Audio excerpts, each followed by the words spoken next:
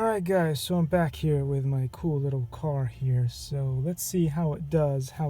So what we have here is an old Exceed RC rig with the original battery and everything, but I've stripped away some of the things so that it runs as a two-wheel drive system.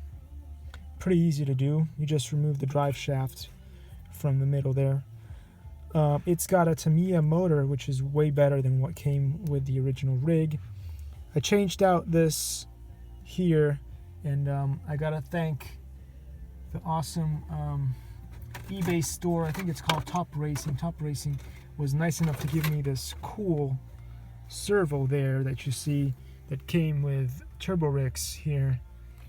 This cool remote, as well as the receiver, and that makes all the difference. And then I got a funny Ghoul RC ESC that I just put in there. That's brand new. And so there we have it. That's all we got. So let's see if we can get some decent rigs. I mean, some decent drifts out of this thing.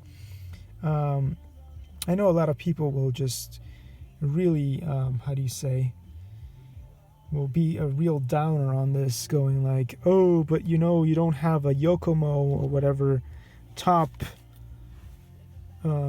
drifting system, and that's all well and good, but you know, if you're a beginner, are you gonna spend like $800 on something like that if you don't even know if you can drift? And one of the funniest thing is when you see some of those people, they buy like this awesome rig, and the only reason they can drift is because they have a gyro in their system. And I find that hilarious. That's hilarious. They have a gyro, and then they have an amazing steering setup here, where the you know, this tire will turn all the way out here.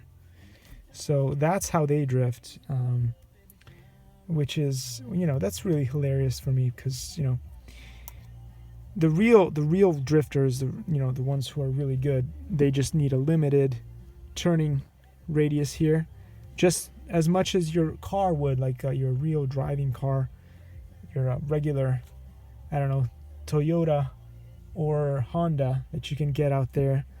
Whatever you can do on a regular street, you know, whatever comes default is more than enough turning radius to do a decent drift.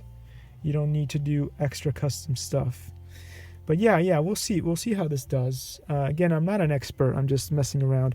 And the tires here came from a Red Cat Racing rig that I just recently got. So yeah, not a whole lot of mods. Thanks for watching, guys, and see you in the next one, where we're going to be drifting this thing.